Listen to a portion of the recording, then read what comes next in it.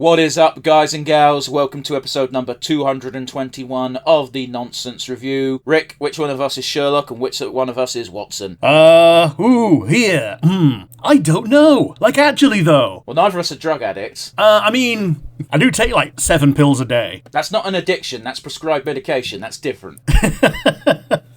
So of the two, I think I'm closer to being an addict. If we want to get technical, both of us are pretty much addicted to caffeine, but so is everybody in this day and age. Yeah, caffeine and sugar. I don't really have that much sugar, dude. Most of my stuff's sugar-free. Yeah, so I tried to do sugar-free, and then when I get some sugar, I'm like, oh no, I came alive. Oh no, I'm an addict. Don't you have don't you have things that say you can't have sugar? Yeah, but I've also got a specific pill that helps me piss out all the sugar. It's great. Oh, fair enough, man. It's rather ironic I say I don't usually drink, take things with sugar in. Meanwhile, I'm holding my can of Tizer with 13 grams of the fuck in. Yeah, you've got, you're holding a cream egg. It's fine because, I only drink these during a podcast. I drink, 2 at most. If we ever do a movie, I might be chugging, 4 down, and that's bad. But... Oh, yeah. Yeah, similar. I get 1 can for an episode, and for a long episode, it's 2 cans. Okay, but reveal to the audience that your cans are twice the size of mine. My cans are twice the size. 1.5 times the size. You've got 330s, I've got 500s. Okay, fair enough. But yes, I also treat them as positive reinforcement for when I want to double down on enjoying a thing that I'm already going to enjoy, and then I try not to drink them for any other time. Yeah, you say this a lot, and every time you say it, it's that's not a good thing for you to do to yourself. Well, it's basically like the energy drink version of social smoking. It's not a good thing to do for yourself. Why are you comparing it to a thing that you know is bad? Yeah. Episode 221. Yeah, so 221 is the home of Sherlock Holmes. It's 221B Baker Street, London, is where Sherlock Holmes resides. It's also, in real life, where the Sherlock Holmes Museum is. And I looked at this website, and I was like, what is this actual museum for? Because it boasts about the Victorian architecture they've preserved, but also say, we also celebrate the life and times of Sherlock Holmes as if he's a real fucking person. Yeah. I appreciate kayfabe things like that, as long as they, are very definitely in on it. As long as nobody's actually trying to pretend that the thing is true. It's hard to tell from the website. I think you'd have to go. Also, it's not a museum because you have to pay to go in. Yeah. So it's an exhibit, a paid exhibit. Yeah, it's unclear. If they said it was like a museum to Arthur Conan Doyle, that would make a bit more sense, but it doesn't. It says the life and times of Sherlock Holmes, which, again, is a really weird way to advertise it. Yeah. Anyway, today we're doing something completely not Victorian. Oh, right, hang on, I should introduce myself. I'm Devon, this is Rick. Hello. Today we're doing something completely unrelated to the Victorian era. We're doing Resident Alien, because sod's law, it happens to be on Netflix. Yeah, it seems to have just popped up. It's not the newest thing in the world, but it seems to have just popped up on Netflix rather recently, just after we finished the Space Month. So, Resident Alien is based on a comic book with the same name, and it debuted on the 27th of January 2021, at least the TV show, currently at 3 seasons. However, on the day of recording, today, the 6th of the 6th, 2025, Rick, Season 4 has just released its first episode. That's really cute. I like that. I wouldn't say it's cute, but it's a hell of a coincidence. It is as well. But yeah, only Season 1 and 2 are on Netflix. Well, yeah, because nowadays, if you want to watch an entire series of something, you need 5 subscription services. Oh, yes. And things go away. Even Overlord is going away from Netflix soon. Hey, guess what? You're not losing anything. No, after Season 1, no. I watched most of that show. It wasn't good after Season 1. Yeah. As is the case with most isekai. Yeah, the best part about Season 1 is just the establishment, and then, oh man, a fight with Sheltier where he busts out his real money trade hacks. But yes, Resident Alien, the main star is quite clearly Alan Tudyk. I don't really need to pump this guy's resume up.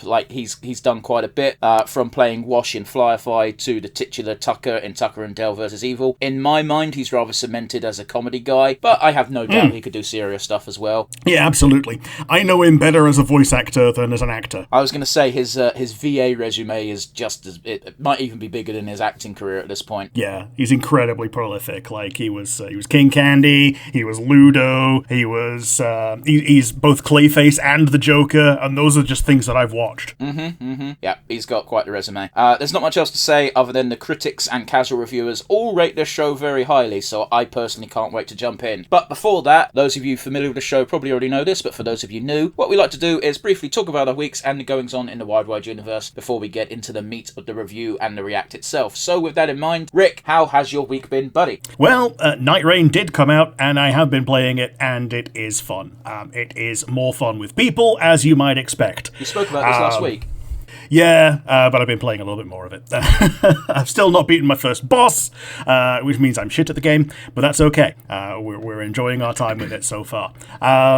The other things is that we had the PlayStation State of Play. Yes, the June 2025 version, the installation of the announcements. For those of you who are listening long in the future, obviously if you're listening as this episode comes out, this happened like 2 days ago.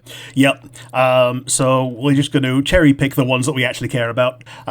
Bloodstained. I've liked these games for quite some time. They're basically a continuation of what Castlevania would be if they kept making side-scrolling Castlevanias. Sure.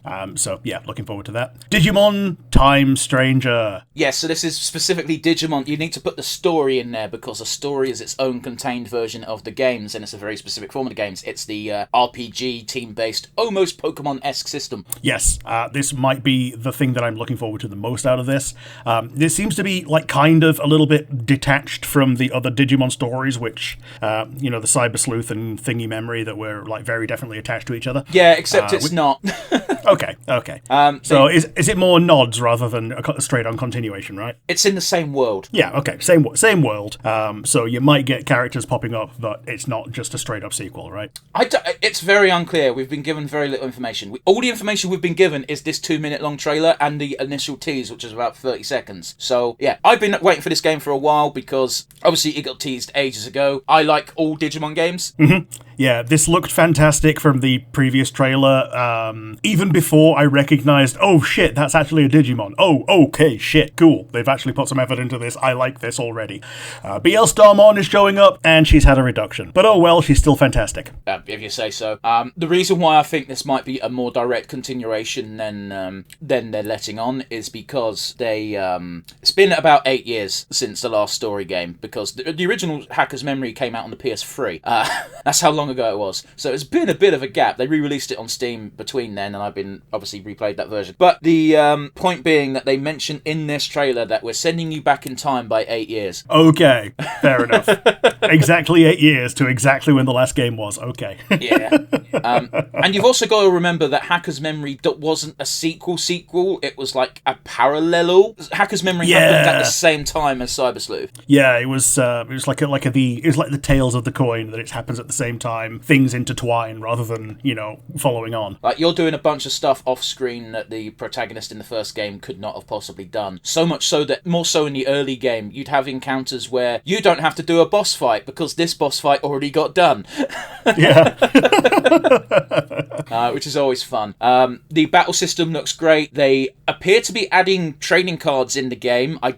Me and a mutual friend of ours, Rick, were like, wow, we hope there's a mini game involved here, but it might just be replacing the medals from the previous game. We're not sure. Cool beans. But yeah, this is one that I'm probably going to jump on without having played the previous ones. Here's the thing, is these games are usually pretty good at filling in the blanks, as it were. Like, I don't think... You just need to know Digimon exist, and even then, you don't really need to know that. Because in the first game, they established that Digimon are seen as tools rather than creatures. It's literally just apps. They think that... That's what the humans think they are until you get deeper into the game. So, you really don't need much previous Digimon knowledge for these. Yeah, sure. Next one.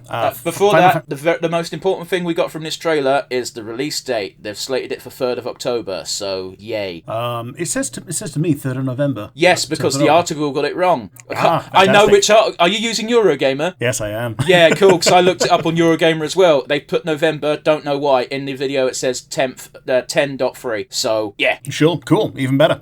Final Fantasy Tactics.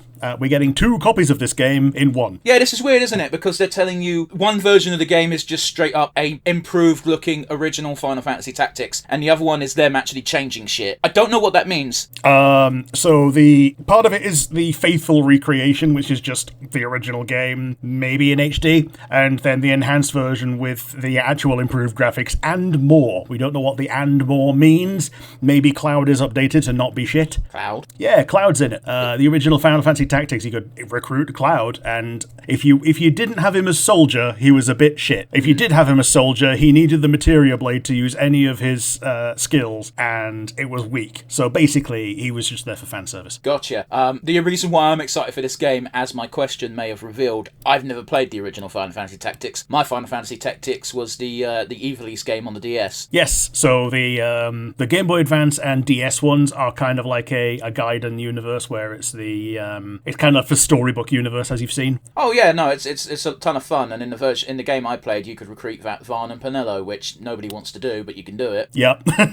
You need them to get Alcid, though, don't you? No. I think you're thinking of a different game, because there's two tactics games. There's the one that's straight up following the FF12 crew, and the other one is just a bunch of OCs. No, there's the FF12 one is Revenant Wings. Okay. I never saw Alcid in the game I played. Okay. And also, there's already a Cid in that game, so it would be a bit weird. Yeah, Cid and Alcid. I'm not saying you're wrong, I'm saying I don't remember recruiting them. Yeah, fair enough.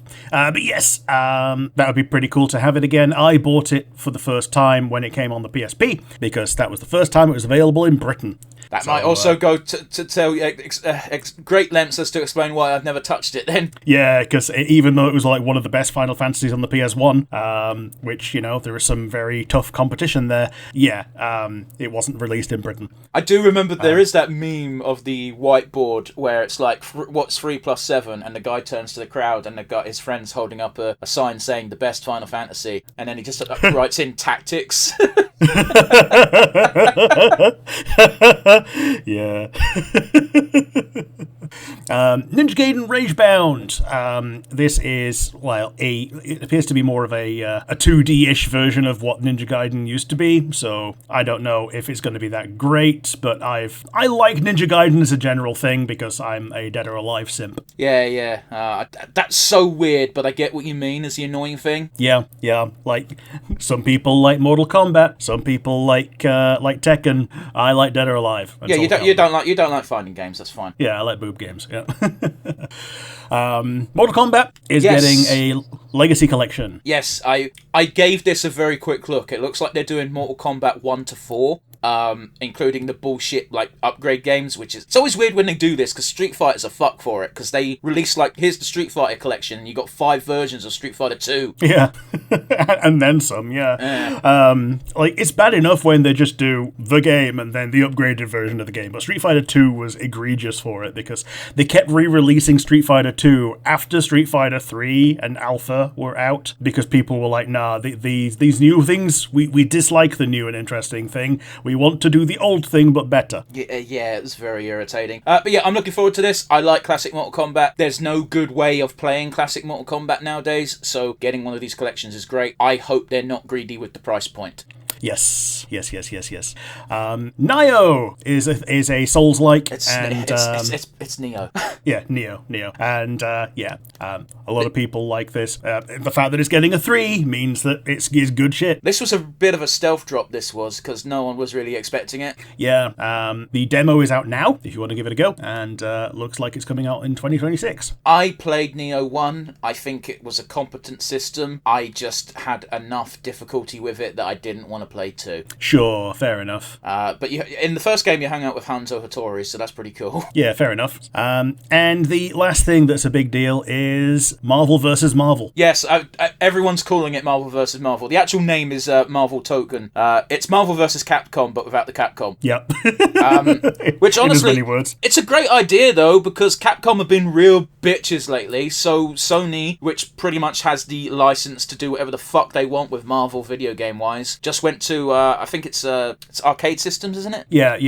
Arcane Arc Works. System Works. Arc System Works. System Works. There you go. Yeah, the ones who did Blaze Blue. Dragon Ball FighterZ, yeah. Yeah, they are very good at making fighting games, and I feel as if the FGC, the fighting game community, is probably incredibly happy that these guys have got their hands on the Marvel franchise. It's going to be a free versus free system, so again, just straight up Marvel versus Capcom, only strictly Marvel characters. I don't care much about fighting games outside of Mortal Kombat, but boy, have I got a boner for the idea of this game. Yeah, it just looks so nice. Like, even just looking at the trailer, just like Ms. Marvel being competently portrayed as an alternative to Mr. Fantastic as a stretchy person. Oh, is yes. pretty cool. The problem with stretchy powers is you've got to be extra careful when it's a girl with those powers, because it's very easy for the internet as a whole to be weird and creepy. So you have to handle it with a bit more elegance, shall we say? And then you got Mr. Fantastic, who turns into a teapot in the Lego games. But yeah, Ms. Marvel generally just uses it for big, massive fists, which, is all fine and good. Yeah, it's a pretty good use of that power, to be honest. The Switch 2 came out. Have you got yours yet? No. I thought you pre-ordered it. I did. I got an email about 2 days ago saying,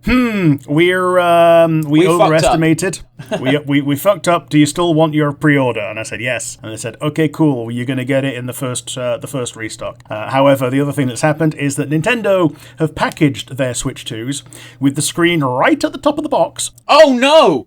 People open those with knives. Worse, a store in, I think it's upstate New York, have stapled receipts to every box. Fucking idiots! And have damaged every screen. So these people that went to the midnight release, every single one of them has a damaged Switch 2. Okay, on the one hand, I don't even think you can blame the store for that. That sounds like a general practice. Why would you have the screen so close to the edge of the box? Because it looks good when you open the box, and that's the only reason. Hey, guess what? It doesn't when the screen's fucking broke. Yeah, and then... Did they not do this once and hear like a weird crunch? No. Because it's plastic. Oh, wow, yeah, this is just ineptitude on another level, isn't it?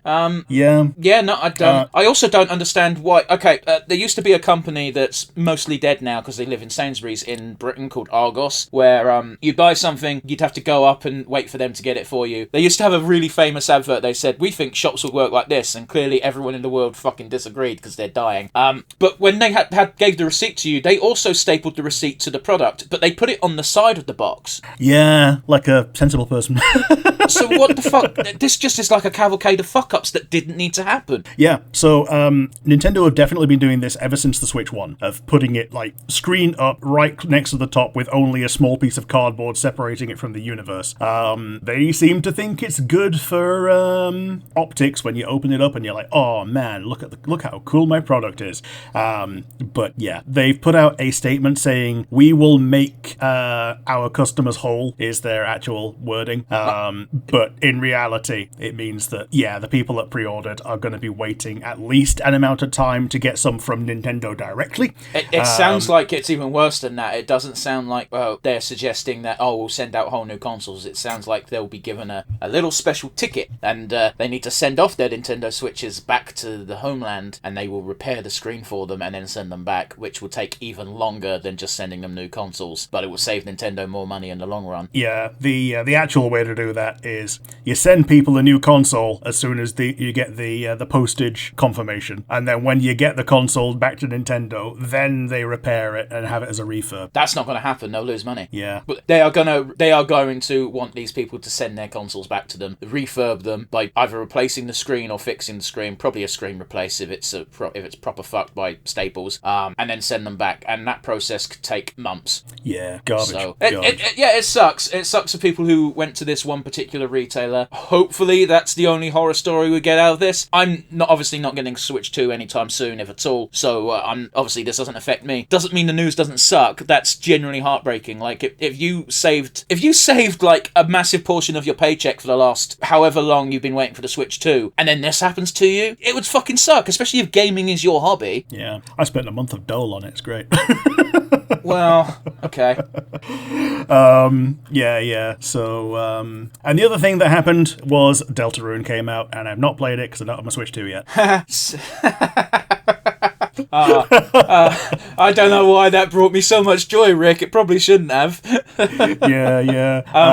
Meanwhile, that game came out a day early on Steam. Don't know why, but I was like, well, I'm buying this. I haven't touched it yet, but it is sitting on my Steam library just waiting to be touched. That game is about 600 megabytes. Yeah, it's great, isn't it? Like, the kind of thing you can put on a memory card. On the one hand, yes, it's great. On the other hand, don't forget, Toby Fox is not a programmer. He's not. So there have been already a bunch of complaints of people playing on PC saying, my GPU is overheating when playing Deltarune, mostly because Toby Fox doesn't know how to code very effectively. And yet, at the same time, he managed to make, I know it's only pixel graphics, but who gives a fuck? He managed to put all of this in less than a gig. Yep.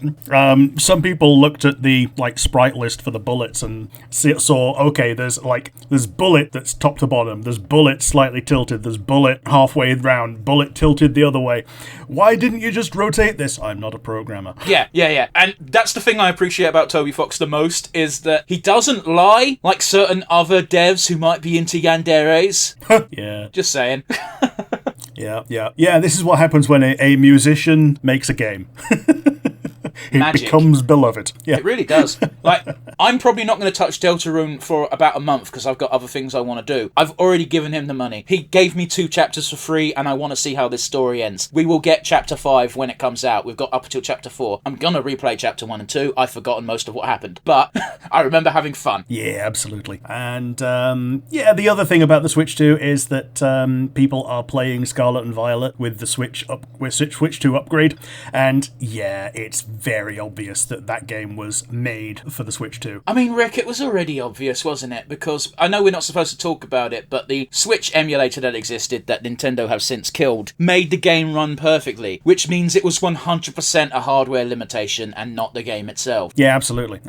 Like, we knew this, that's all I'm saying. I have seen comparison images between the Switch 2 and Switch 1. Boy, does the Switch 2 look fucking massive. It is. Yeah, it's basically the size of a Steam Deck.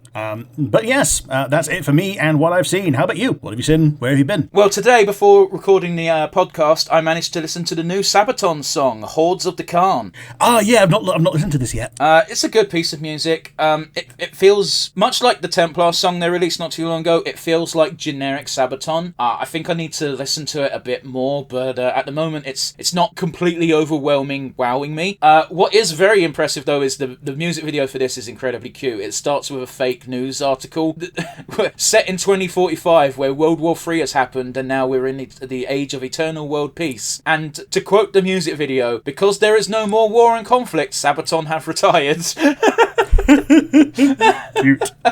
Cute. The music video has a bunch of kids pretending to be the band, and kudos to these kids. They really go for it. The kid they got to play, Joakim, it's doing the fucking Joakim movements. It's really funny seeing like a 12-year-old do this shit. That's kind of cute. But the music video is, hey, do you remember Night at the Museum? Oh, yeah. Yeah, that's what the music video is. It's very fun. People are suspecting that the video is giving us clues as to what some of the other songs are about. There's a samurai that's wielding 2 swords. We might have a song about Musashi Miyamoto on the new album. There's definitely a Napoleonic soldier there. There's a Viking. So I'm really looking forward to this new album. The first 2 songs they've shown haven't been the most amazing, mind-blowing, but not every song can be Bismarck. Yeah. But yeah, they're good songs. They're just, they're not, wow, I must share this with everyone, Sure, I get you. The thing I've been doing for most of this week is I've been playing Clair Obscur Expedition 33. Yes, so a friend of mine was heartened by the fact that you had bought it and were playing it. Yeah, the guy, if it's the person who I'm thinking of, then they're the person who recommended it to me, and I said I will get it next payday, and then I told them when I got it. Yeah, good shit. So Nintendo have looked at this and gone, yeah, we want to make this, and then their developers, the Pokemon developers are like, the technology doesn't exist, and then it's there, it's right there, literally. They made it in a cave with a box of scraps. Like, this game looks very pretty, but it doesn't push anything. Yeah. There's nothing wrong with just making a game. Yeah. I'm not the highest on this game. I don't think it's the be-all, end-all. I saw a lot of people comparing this to FF10. I've yet to discover why. The only similarity is the way they do the turn order in battles. Sure, okay. But the game is very good. It's a lot darker than I was expecting. The very first thing that happens is is the Gommage, which is do you know the basic premise of the game, Rick? Yeah, it's the 33rd expedition to find out why people are dying and trying to stop it from happening. It's actually the 67th expedition. Okay, and the fact that it's that number of expeditions means that no one has managed so far. So it's called Expedition 33 because the number 33 came up. So everyone who's reached the age of 33, they die. But they don't die. They just disappear. Yeah, just gone. And the Gommage that occurs is everyone who's 33 goes to the docks and they've all got these fancy necklaces made of roses. So when they go away, all of a sudden the dock is just covered in fucking flowers, and it's like, this is fucking fucked up, guys. Yeah. Yeah, they just get Thanos snapped out. Yeah. That's a really good way of describing it, to be honest. But yeah, the main enemy, at least what it appears to be the main enemy, I don't know. I'm like in chapter 2. I don't know how many chapters the game has. The main enemy seems to be the paintress. She's the one who changes the number and makes the number lower every year. So there's a real fucking world-ending threat here that's slowly occurring, because you effectively lose 2 years of your life every year, because you're getting a year older. And the number's coming down. Yeah. Our main character is 32. So obviously that's why he's on the expedition. But all of the expeditioners apart from one are 32, because it's like, oh, guess what? You've only got a year to live anyway. We're going to go do this with our last year and try and do something meaningful. And then the little sister is Jenny English. Yeah, okay, this really bugged me because she's the first character you meet that's not the main character. And I was like, why the fuck do I know that voice? Yeah. I love that little picture that's like, do you have a game with Jenny English? Well, you're in for an RPG banger. It's just, but it was doubly annoying because you know this about me, Rick. I've recently been playing Baldur's Gate 3, so it shouldn't have taken me that long to trig the voice. Especially since she doesn't really do much. She just uses her voice. Yeah, it is just her. Yeah. Anyway, that bugged me. The combat system was very frustrating to me at the beginning of the game. There is a manual dodge mechanic that just gets more and more in depth as the game goes on. Sure. I was not very good at this at the beginning of the game. Once you get the hang of it, it's fine, but like you'll encounter an enemy for the first time and you'll just get your shit knocked in because you don't know when to dodge. Sure, okay. So yeah, that's a bit of a shame. There have been at least 2 bosses where I have failed against them because I just can't dodge their attacks. But the people who made this game know, so they put checkpoint flags right in front of those bosses. Sure. So it's this really rewarding system where I've never had to fight a boss more than twice so far, anyway. Sure. So you learn from the first attempt and then boss it. Yeah, because the actual combat isn't difficult. It's just the timing of the dodges will fuck you because the enemies hit hard. If you don't, by the way, I don't even try to parry. I just dodge everything. Sure. Right. The game even tells you parrying is harder than dodging, which I've never been able to successfully parry except for in the tutorial.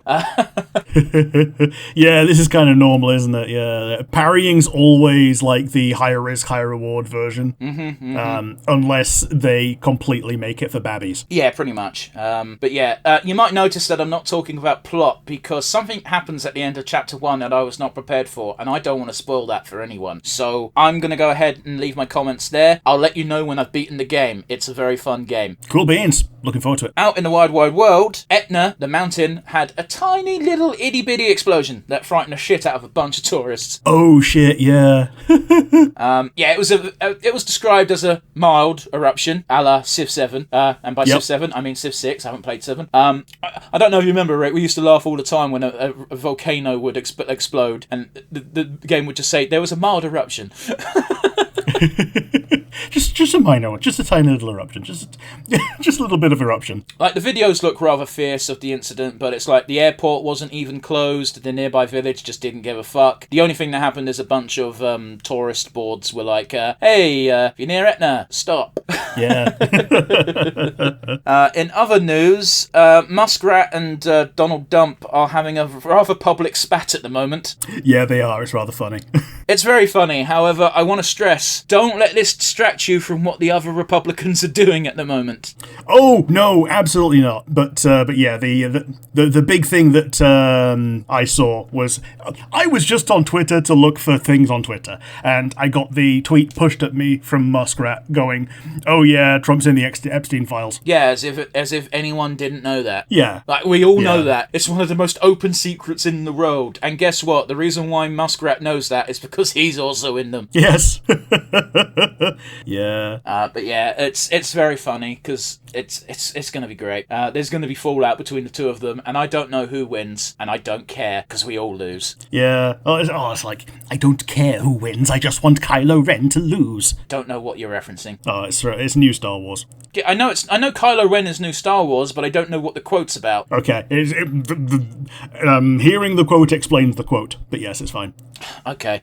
Rick, this is not a wrestling podcast. What happened? WWE have officially released R-Truth Ron Killings, which is very disappointing because he's been a loyal member of the roster for about 25 years. Oh, shame. Pretty much everyone on the current roster has come out and said, this sucks. Yeah, I can appreciate that. Some people have privately said to people that they probably shouldn't be speaking to that it's straight up made them reevaluate their decisions going forward, in that, hey, when my contract comes up to expiration, I might look at other options outside of WWE just because I can't trust WWE to just not fire me. It's sobering. Yeah, it really is. Now, I want to point out that R-Truth is not going to have any problems getting bookings anywhere. He is a beloved figure in the industry and he will be fine. That does not excuse, this rather kick in the balls that they didn't need to give him. Yes, I do not understand this behavior. Yeah. He's also not the only person who's being cut. We've got news that Carlito is being cut. He's another veteran in the industry, although not been with WWE nearly as long, as well as a few of the younger talents. Mostly women, which is a bit annoying because, one of the few things they've got over AEW is their women's division is better. I don't know why they're cutting anyone. Yeah, it's mystifying. Well, it's money. It is entirely money. Like, they're owned by TKO now, so they're not even.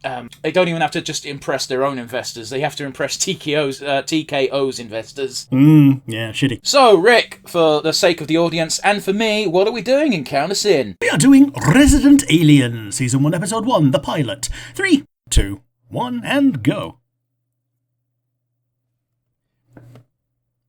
That's a great the caption. Pilot. Oh, I know what you mean. It's fine. If you've not seen Tucker and Dale vs. Evil, by the way, I highly recommend that movie. It's great. Good shit.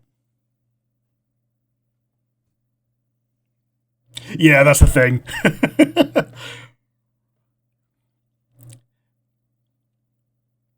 Man, this is a hell of a shot. Yeah.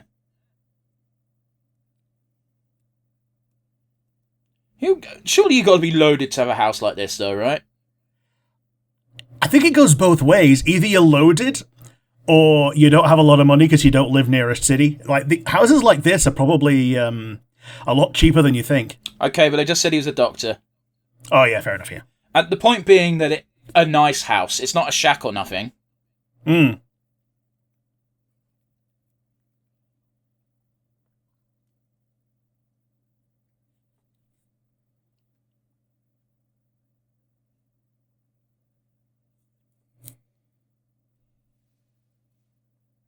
Damn.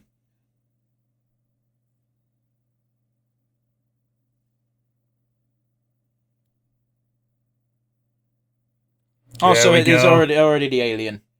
Yeah, he's already there. Good old practical effects.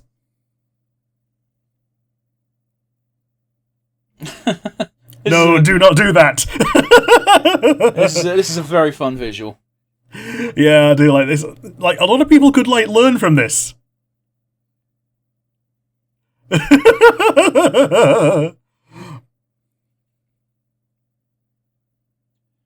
this looks like it was probably that series of drawings was probably taken straight out of the comic. Yeah, like, how do you Dr. Vanderspiel, yeah. Okay, so we now get his human disguise. Yeah.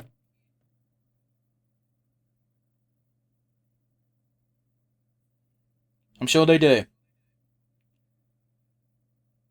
That's really cute, actually.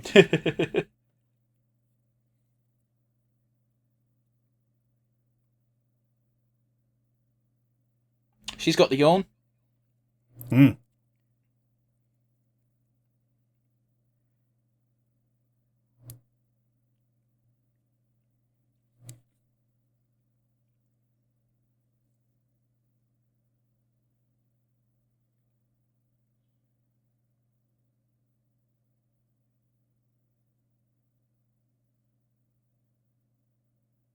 That's very weird, though, Oh, isn't it? shit. Because even in small departments, do small towns just have to use the local doctor to do autopsies and shit, then?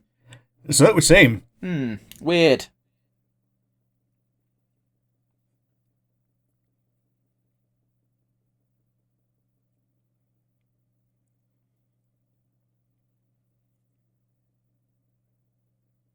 Well, that's true. There was a 1 in 3 chance, wasn't there? Yeah. Including the one who stayed on the ship the entire time. The loneliest man in the universe. Yeah.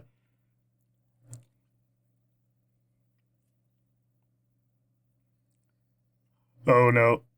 Dude, that's... Oh man, that's cool though. It's cool looking. It does just look like a drone, doesn't it? It does a bit.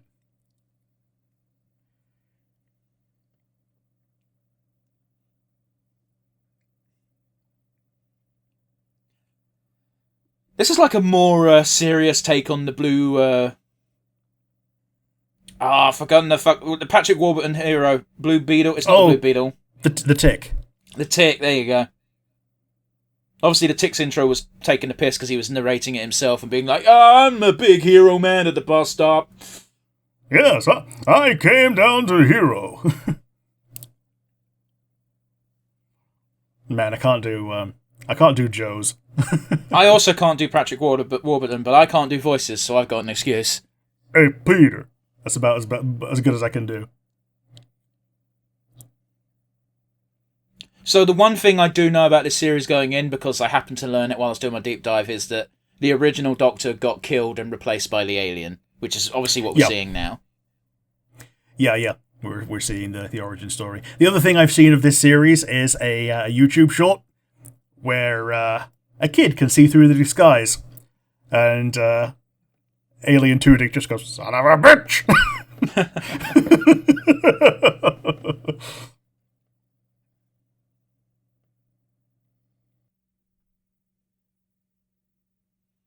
Is it weird that I'm kind of turned on?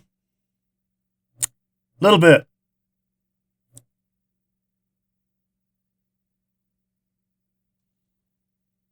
Nice bit of size play going on. There we go. Oh no! Yeah, that's someone's fetish. Oh no! I'm no longer turned on. No, that's a deal breaker for me.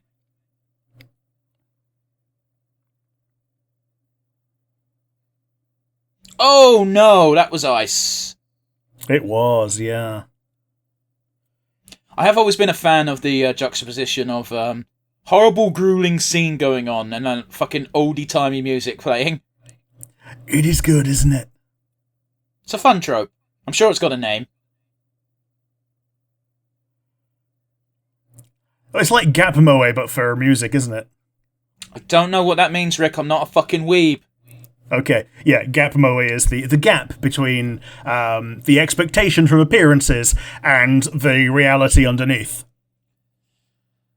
Okay, that's a bit broad, but fine.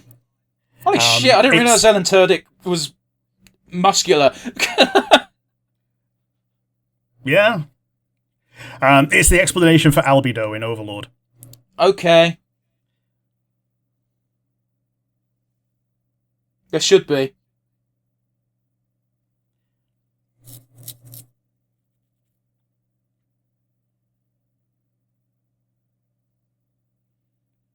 This is interesting because they usually skip over this by fancy fucking future alien technology. But here we are seeing him actually having to learn English. Yeah, like in real time, and this is why he's been here for 6 months.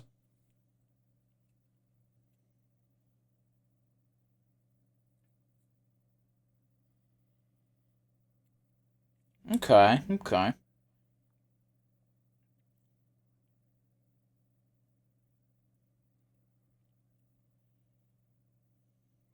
And someone else does.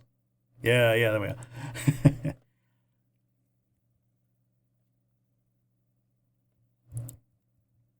Yeah, no one else At would least be he sees insane on one enough time to... Well, it depends, really, because I feel like that's like episode 1 time limit, because we jump back 4 months from the fucking intro. True. Then again, it's Colorado. Like, it's probably snowy like half the year. According to South Park, it's snowy all the time. Yeah.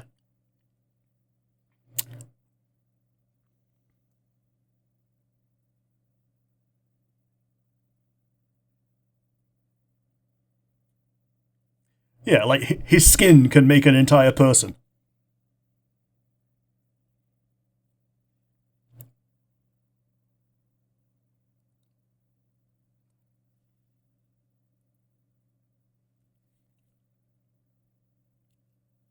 Oh, you see, well, this is modern day again. This is after that 4 month break. Yeah, yeah. Oh yeah, he's got his statement of do not use a vice clip, do not use a wet fish. Go somewhere in between. And he stated this is his first test, so this is his real interaction with humans, the first real one. Yeah, that didn't involve murder. And obviously, he's not going to be able to do this shit, is he? Well, maybe as a superior advanced thing, he just treats it as a like a frog dissection. Well, I don't think he's dissecting. He's just trying to find the cause of death. Okay, so he's got ways. Oh.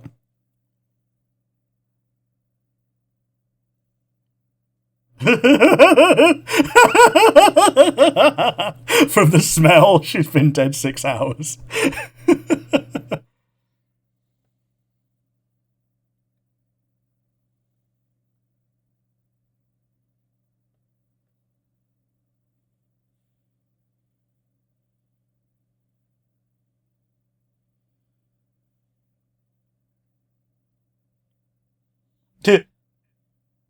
I did a duty in my paints. May a snowflake.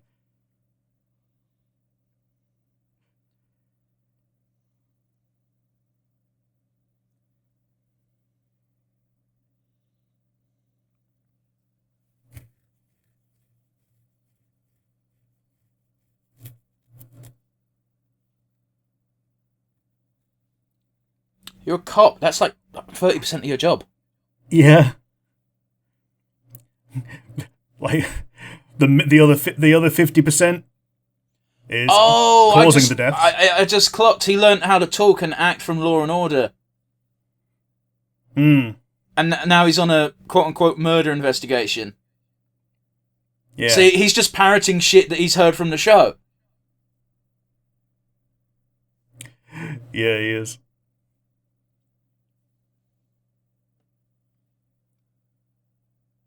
No, he just said, there you go. Kung kung. I'm going to assume that's his native tongue.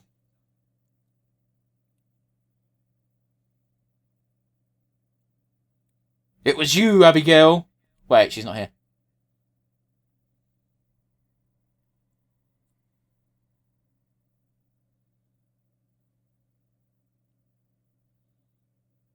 What?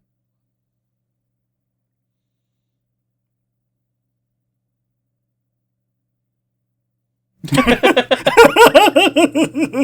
love how smug he is at that. To be fair, though, the part of the job of the doctor on a crime scene is to determine the cause of death, not how the cause of death occurred. You know? Yeah. Chung chung.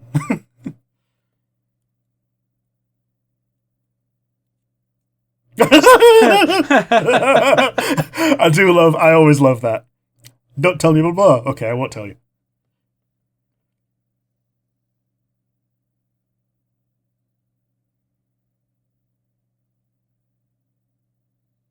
I want to point out, they're not even paying him. No.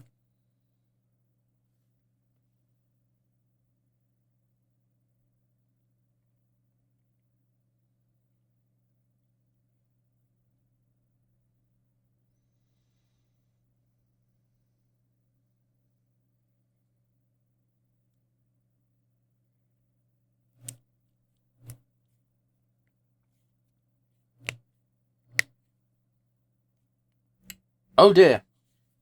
I love the yeah.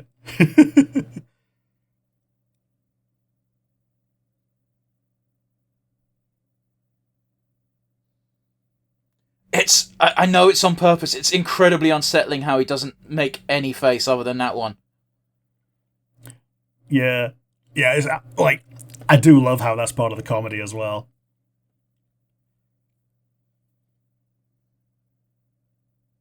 Well, there you go.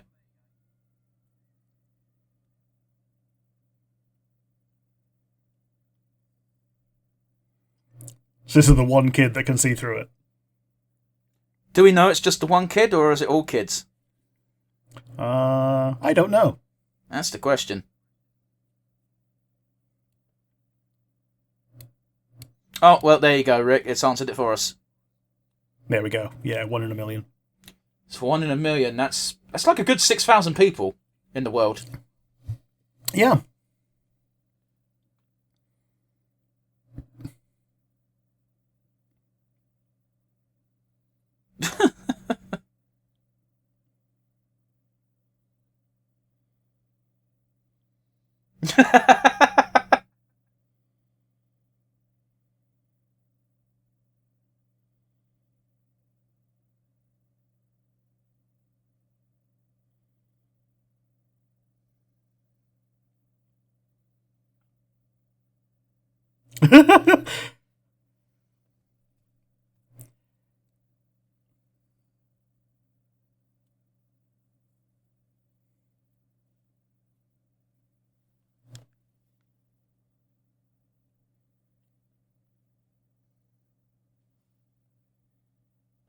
That's very fair.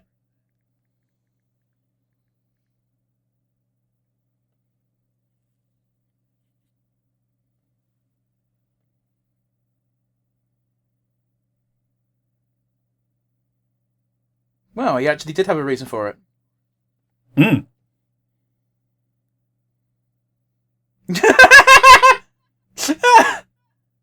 I do love that.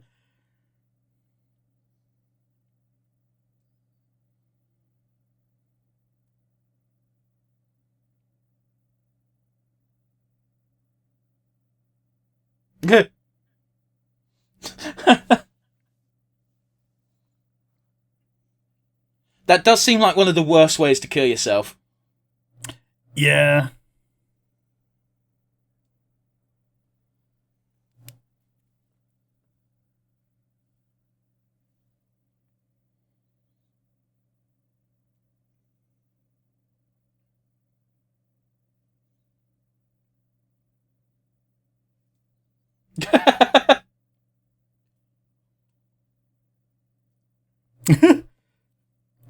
I didn't call you a lizard, I compared you to a lizard. How do you respond to that? That's the thing, isn't it?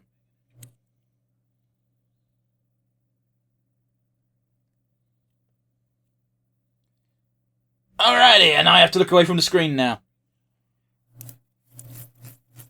Thankfully, we're not having food. It's got nothing to do with having food in my... I can't watch surgical shit. I can't. It fucks me up. It's okay. It's only a model. Yeah, it doesn't it's help. Ribena. It doesn't it's matter. Raspberry jam. Steak. That was literally just a steak. But yeah, I can't. It freaks me the fuck out. Like glug, kidney. The Hannibal show starring Mads Mikkelsen really fucked me up.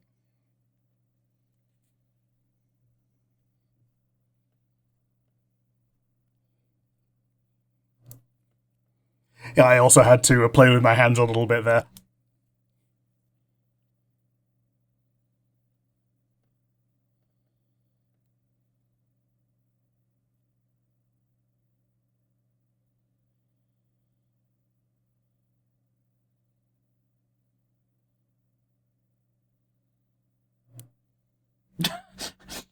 Yep,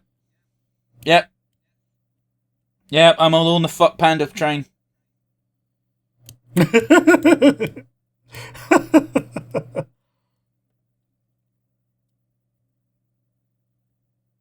You're more like a panda. Oh, okay.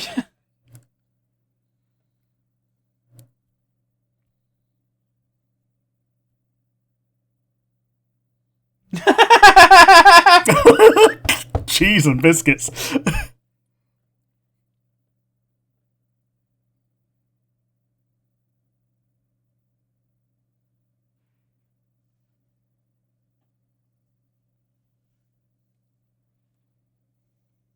Oh, so that's why he's fishing. Yeah, fair enough, yeah. And it's going to be his body as well. Yeah, but it's going to be bloated beyond belief. Yeah. Well, maybe it won't be because it's in such cold water. I don't know.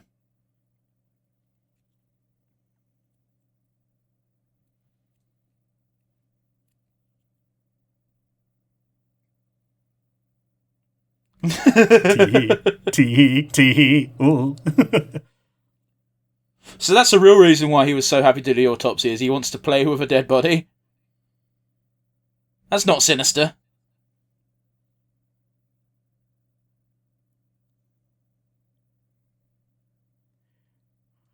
Ugh. The fact that he's playing around with it like this. A literal toy. Oh no! Hello!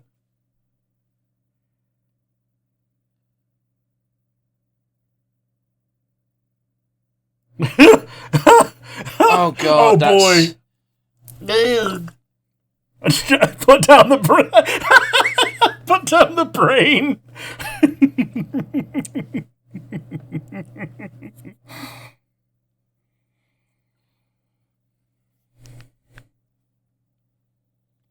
I'm gonna trauma dump on this stranger who I think is weird.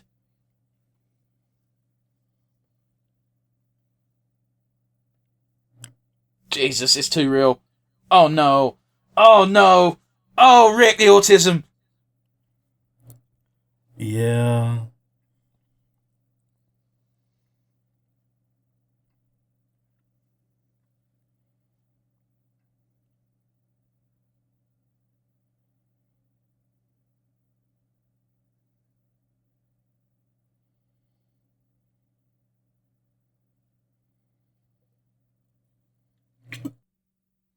Her name's got an apostrophe in it. You know she's dirty.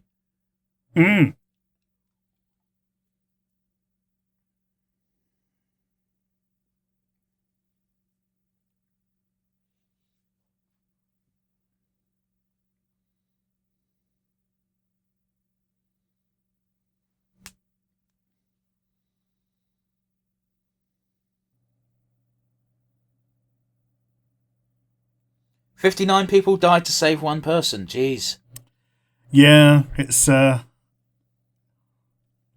it's an extension of like No Man Left Behind, isn't it? But like for a town rather than like a platoon.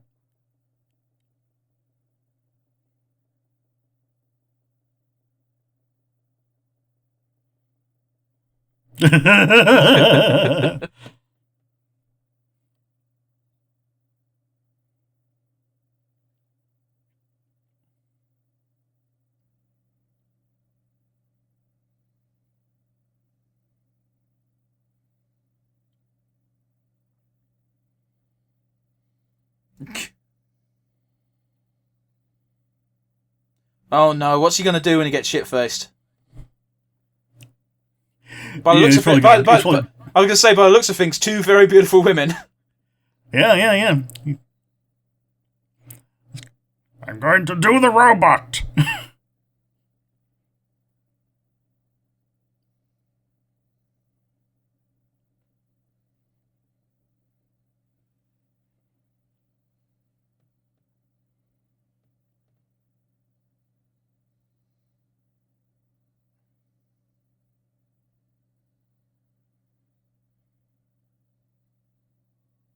Did she just have a bottle of tequila? So it would seem. Oh god, tequila's that. Everyone's got that one drink which they drank too much of when they were young and fucked them up. I can't drink tequila now. Yeah, so mine's even worse. I was shit-faced on vodka. We ran out of vodka, and I'm like, okay, rum's near enough. Had one rum. No, it fucking ain't. Yeah, I know, right? I had one rum and I spewed, and my brain's like, oh no, it was the rum that did it. Yeah, not the 17 vodkas. Like a fucking bottle and a half. Oh man. Yeah, no, I don't. I've never liked vodka anyway. It tastes like paint. Meanwhile, I love rum. So that's you why like dark rum as well, don't you? I like any type of rum, but yeah, dark rum's better than spiced. White rum's weird. I'll drink it if it's the house rum because it's cheaper. Yeah, it was white rum that made me spew. I can see why you might compare that to vodka, but it still doesn't taste anything like it. Oh no, it's got flavour, whereas vodka kind of doesn't. Vodka tastes like paint, man. Yeah. Vodka tastes like the solvent that you that you dissolve primer in. Yeah.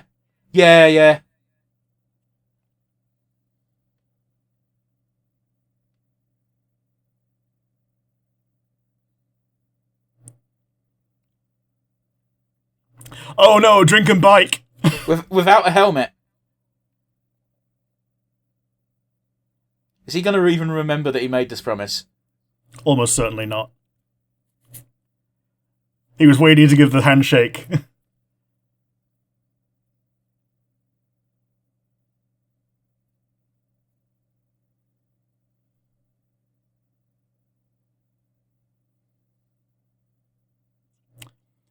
Apart from Max the kid. It's like, dude, people have met autistic people before. It's fine. In it though. Yeah, actually though. He acts more normal than the autistic person in Monster Hunter. Oh, Jesus Christ. Wait, which one are you on about? Oh yeah, there's two. There's the mild autist and the profound autist, isn't there? There's the Oh, the dickhead McGee. Yeah, so there's the mild one who's like, I like getting tied up by spiders, and there's the profound one that's like, I've said my words. Why are you still here? Leave. I think the one that likes getting tied up by spiders gets a pass because one, he hangs out with the hottest hunter, and two, he likes to get tied up, so therefore people want to fuck him. Yeah. Whereas the other one is just an objectively bad person. Yeah. He even tells you later on, yeah, I'm autistic as fuck. Yeah, he doesn't use the word autistic, but it's literally the fucking... What's the joke? It's like, tell me you're autistic without using the word autistic. My brain works differently. I don't prioritize other people's feelings. Or safety. This isn't creepy. Maybe don't do this when you're drunk. Maybe don't do it at all when you're an adult. He's an alien, that's the fucking thing. He wants to kill the child, not do anything creepy. Yeah. And by the time he's gotten through, the kid... Oh no, I was going to say the kid's going to be awake with a baseball bat or something, ain't he? I do like the detail that the window doesn't open all the way because it's clearly been limited because it's a child's bedroom. We're going to get a jump scare in a minute. Yeah, child safety lock. They have these in the nursing homes as well, but it's for an entirely different reason. Wow. We actually don't have this problem as much in the UK because most of our windows are like split down the middle rather than top to bottom. Yeah.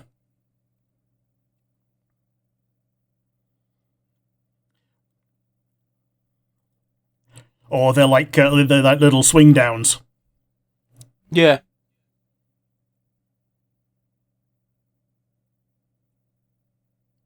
Son of a bitch. There's a monster under my bed. Like, actually. Like, yeah. As parents, you will just go like, okay, yeah.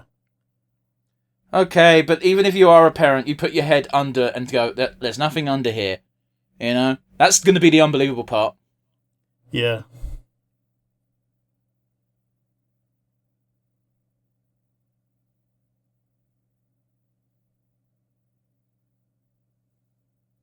Man, he looks a lot younger than she.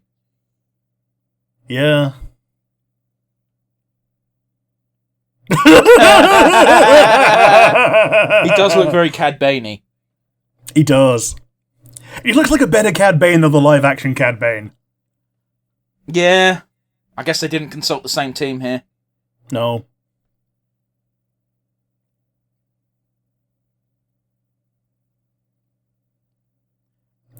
Reasonable reaction to being beeped awake while you've got a hangover. Especially, potentially, your first hangover. I remember my first hangover. It was not good. I couldn't keep water down. That's how bad my hangover was.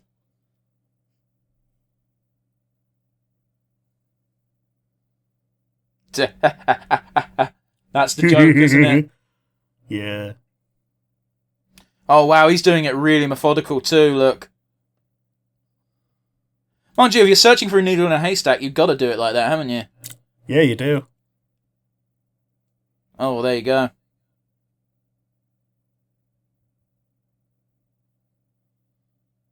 Oh shit, did he actually remember? So it would seem.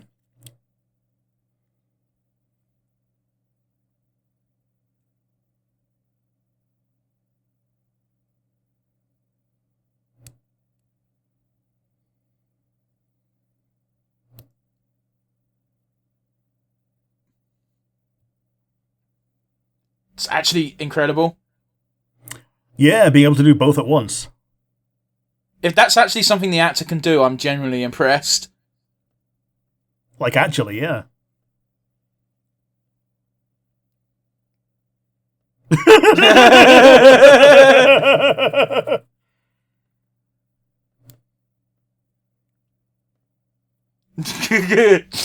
uh, she's trying, bless.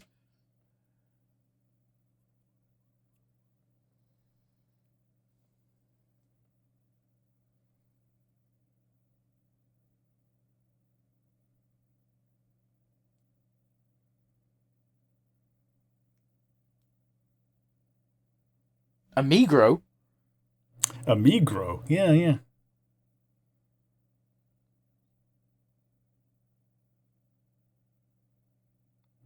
Taint. Such a weird, weird man. Yeah.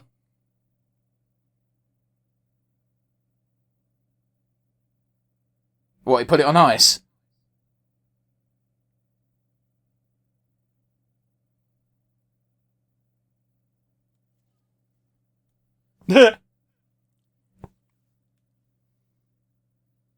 He just preserved the body. That's a weirdly respectful act when you think about it. Yeah. It's a bit fucked up, obviously, from an external perspective, but when you think about it, like, keeping the absolutely. body preserved is a humane thing to do, even if it's done in a very weird way.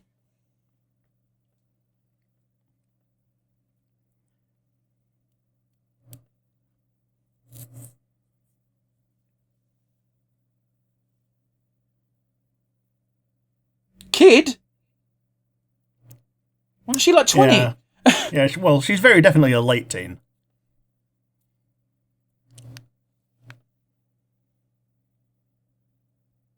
Like a snake. I don't know why I did the Hannibal Lecter sound and not a fucking hiss. What an idiot. I also can't do the The annoying thing is someone taught me how to do it, and now I can't help but do it from time to time just because I can. and I know there's people in the world that can't do it. That's the only reason I do it. Yeah, yeah. I can't do the thup, therefore you must do it for my behalf.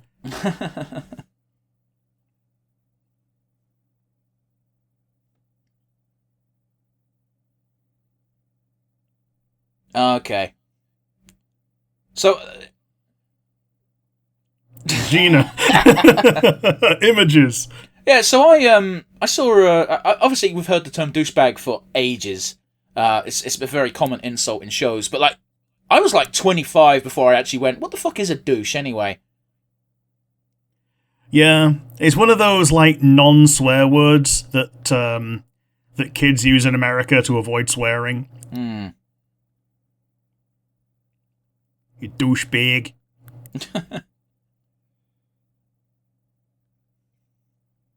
Foreboding music, you say?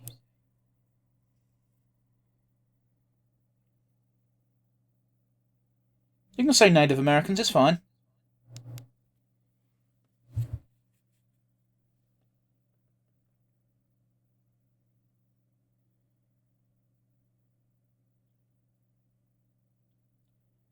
You know someone's in a fucked up scenario when there's just a random dartboard not even hung up. Yeah.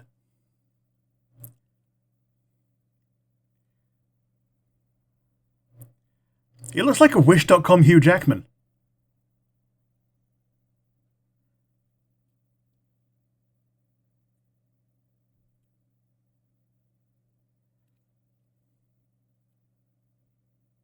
Don't fuck with the alien, bro.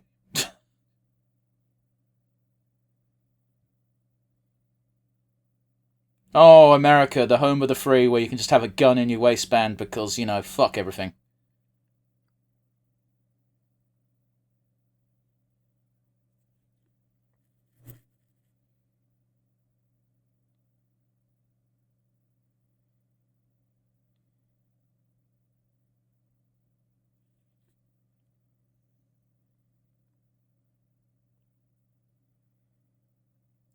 Oh, nothing like firearms and fragile masculinity.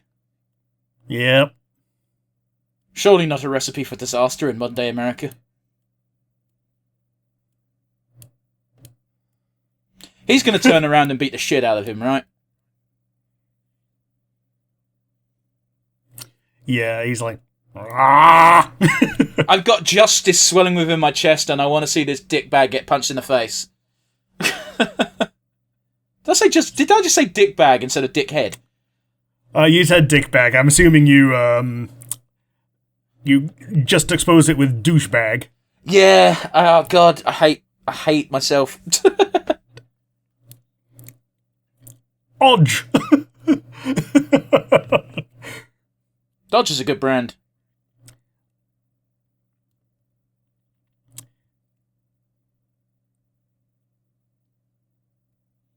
Oh, this is not nice.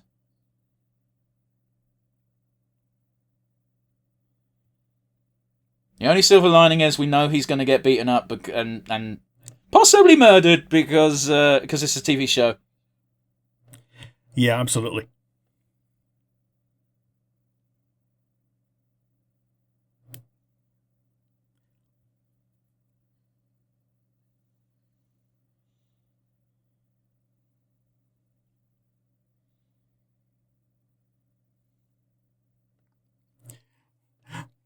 How emasculating would that feel if you were punching a woman and then you got ripped through a wall? The only thing better would be if she was doing it. Hmm.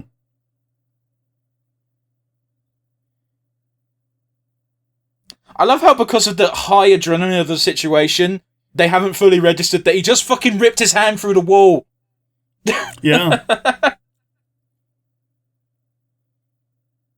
There we go. That's cathartic right there. Yeah, the good old rib kick. Now, the only problem is he still exists in the world and has that gun. Yeah. Thankfully, this is a TV show, so it's probably not a problem. But in the real world...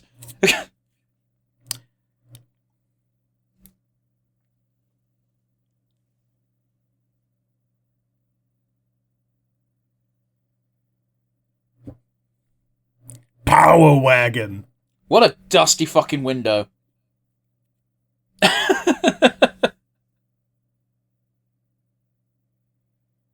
Okay, the situation's calmed down and she's finally asking. You could probably use the excuse of adrenaline, right? Adrenaline. Yoga.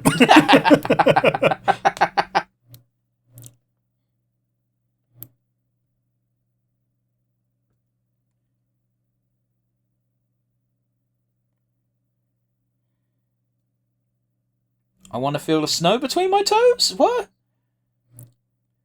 I want to make sure I get cold feet before I do something stupid. Did fucking Quentin Tarantino direct this? Or Miyazaki. Miyazaki doesn't have a foot thing. That was like one of his colleagues.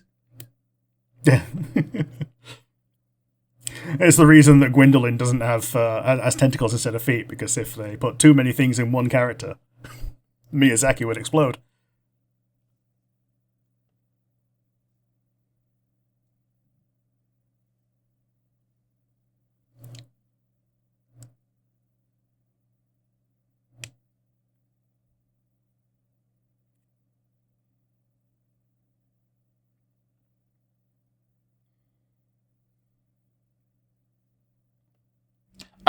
I think she's being metaphorical, but wouldn't it be so funny if she's also an alien, but like a different type of alien? That'd be great, wouldn't it? Yeah. Be a weird twist to throw into episode 1, wouldn't it? It would, yeah. She's continuing the trauma dumping. Now, 16 isn't too much for... Well, it's frowned upon in the UK, but technically legal. But again, she got pregnant at 16. Yeah. If the person who got her pregnant was not also 16, that means something fucked up happened. Mm.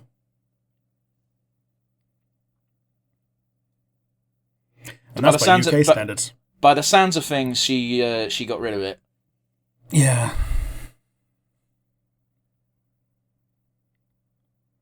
Yeah, she gave it up for adoption, it seems. Well, she just said she gave it up. That doesn't mean it was adopted. Hmm. Let's find out.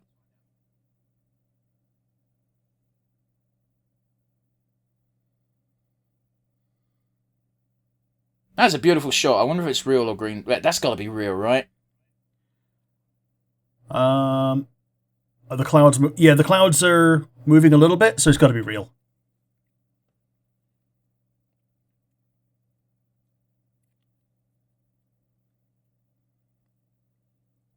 Oh, it's the Vicar of Dibley song.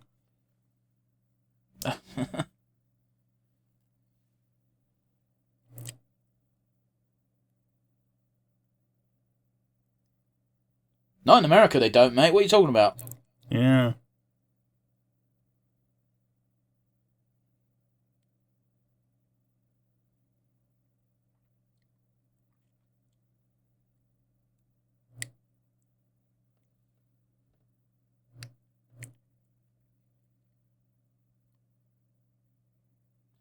That's really weird. Like, doctors...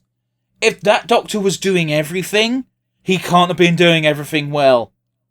Doesn't tend to be how doctors work.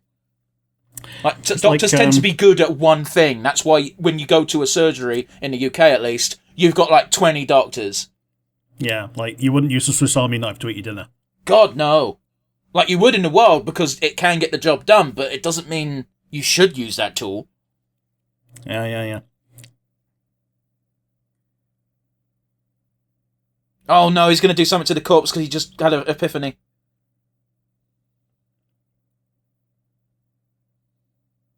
Jesus Christ.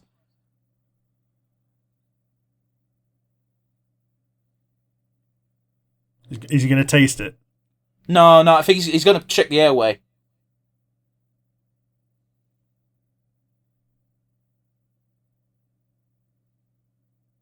Jesus Christ. Yeah, in as many words, yes, this is true. However,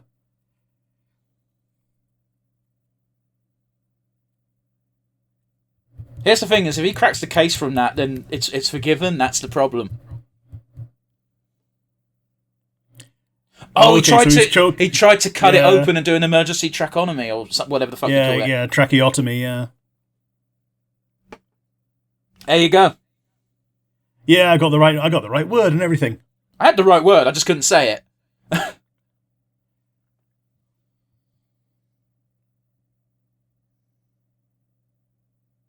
He was allergic to bullshit. Oh, do you have a toxology report? That's the problem.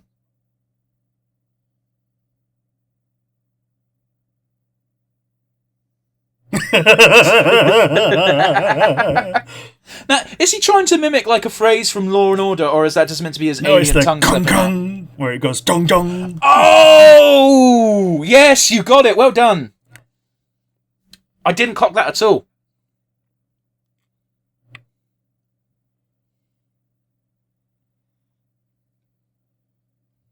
That explains why he was flying so low.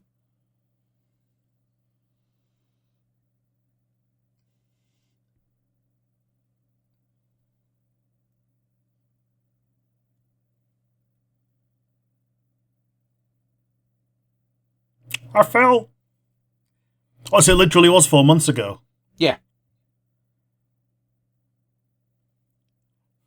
So, like, the serendipity of this happening on the day. So she thought it was a shooting star, so therefore a sign, I guess. Yeah. Wish upon a star. Wish upon Asta. Okay. Well, it's a name, isn't it? You know my feeling on puns!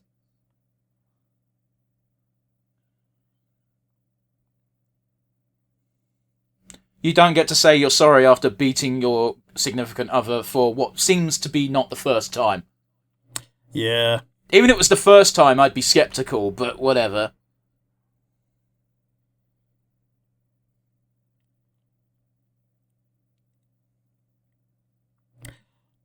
Yeah, I saw a Reddit thread this morning about a guy whose girlfriend, who he was gonna marry and have kids with, just flipped and fucking broke his nose and knocked out a tooth.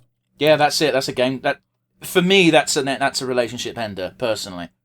Yeah, if the genders were flipped, the partner would be in jail. Gender's irrelevant in that scenario. If your partner is beating you, it has hit you even once, and it wasn't like weird consensual kink play, then you should get out. And I know that's easier said than done in a lot of circumstances, but that has to be a line that most people should have, in my opinion. Yeah, absolutely. And again, I fully appreciate that's easy to say when you're not currently in that scenario. Mm-hmm. Oh, we're getting the story of the mine. Okay, so his thing's going to be in the mine, isn't it now, isn't it? Not necessarily. This might explain why he grows closer to humanity. Yeah, he's inspired by the allegory.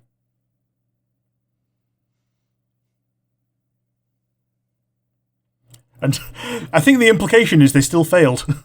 Well, yeah, but the point being that all 59 people who got out safely tried to save the one person, and yeah, that sucks, but like the intention behind it is incredibly admirable.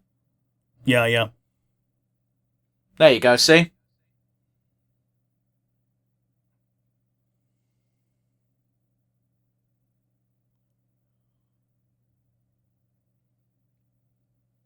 Jesus. No!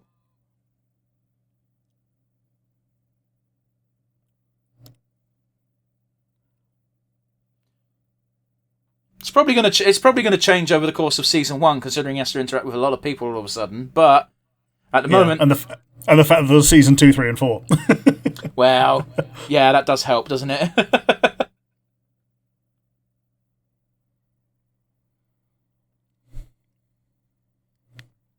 I'd like to think that if some... Go on. I was going to say, he's doing pretty well to step into the role of Doctor with just with the knowledge that he has from being an alien. Well, and Law and Order. Yeah. I was going to say, I like the idea that if there was some weird outer alien species wanting to extinct the human race, there'd be at least a portion that would go like, oh no! I'm assuming that's the clip you've seen, yeah?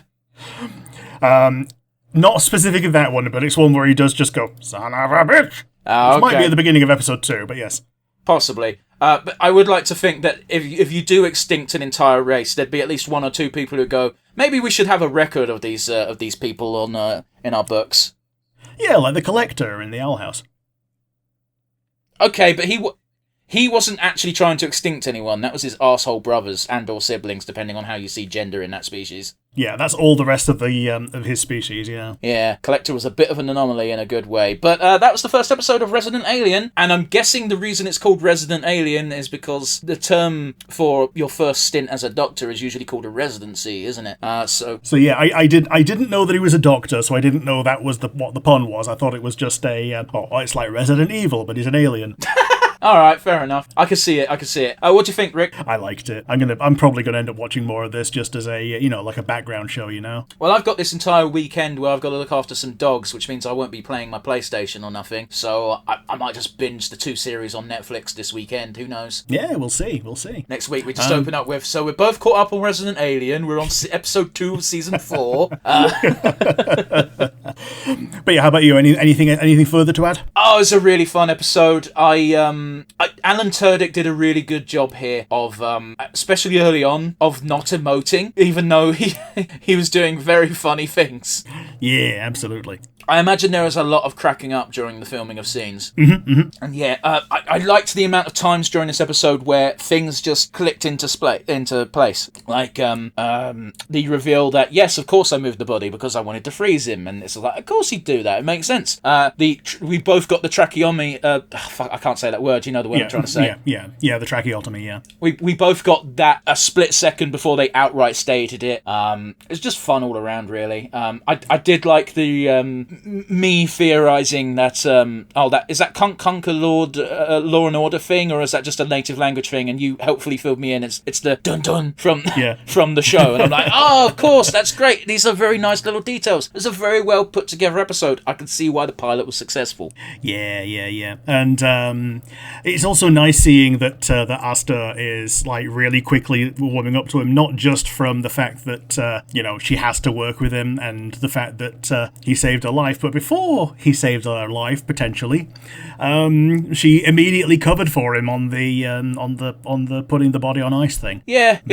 Because it's like she was able to immediately read between the lines and go, yeah, of course he'd have to put it out here because we don't have a freezer big enough for him.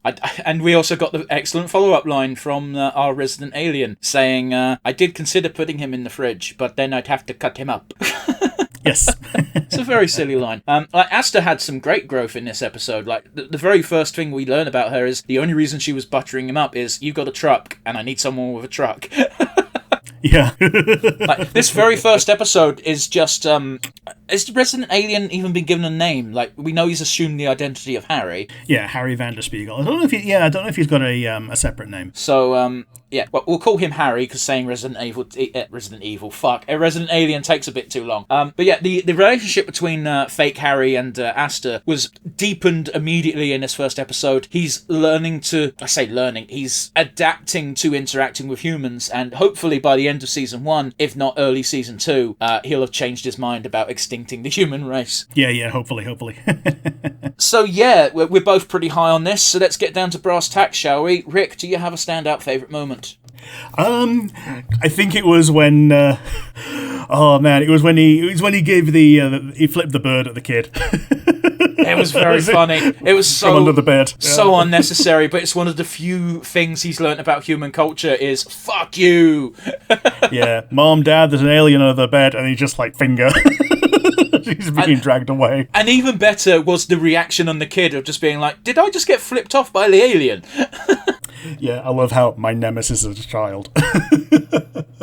This is what it's going to be like to watch a Sideshow Bob episode from the point of view of Sideshow Bob. I guess so, yeah. Yeah, like you're a fully grown villain and your nemesis is a child. But yes, how about you? Do you have a favourite moment? I honestly think my favourite moment was I was even talking about it when Harry was choking out the dickhead boyfriend or ex-boyfriend, and I was like, the only thing that would make this better if Asta was doing it, and then Asta convinces Harry not to murder the guy. It's not worth it. And then as soon as he stops choking, she just gets a kick in for good measure. It's so cathartic and was much needed after a very horrible scene. And I don't mean horrible as in horribly directed or poorly written. It was just uncomfortable to watch. Yeah. Okay, if that's all you got to say, we don't only talk about the good, we also talk about the bad. Rick, do you have a weakest link? It's the blood and guts. It was uncomfortable for all of us, and it was redeemed slightly by the section that was clearly just a steak they bought on the day. Yeah, literally a steak and playing around with the jelly brain. Which was just, it crosses the line twice for those of us that get squicked out. Here's the thing is, I don't like surgery. The surgery part is the bit that freaks me out. The cutting and the draining of the blood. The actual pulling out of organs that are clearly fake and bought from a butcher doesn't really bother me. And the brain was clearly a toy. So again, not a problem. I can handle gore. Gore's not the problem. It's specifically watching surgical things. It's really weird. It's a very specific thing that freaks me out. Yeah, slow gore. Like, a head being sliced off, no problem. Someone just, like, cutting really slowly into it. Oh, yeah, there's something methodical about that that's really uncomfortable. But yes, how about you? Do you have a different weakest link? I'm genuinely struggling to think of a weakest link, so I'm just going to piggyback off yours, despite the fact I don't agree quite as heavily. This episode was really well done. There's nothing I've got against it. I think the police characters are a bit weird, but I think that's the point, because it's showing off that even though the alien is so foreign and unaware of human concepts, that he has no choice but to act weird because he doesn't know better. Like, humanity is weird anyway. Yeah. So the reason why I don't want to give it weakest link is like it feels like it's kind of the point.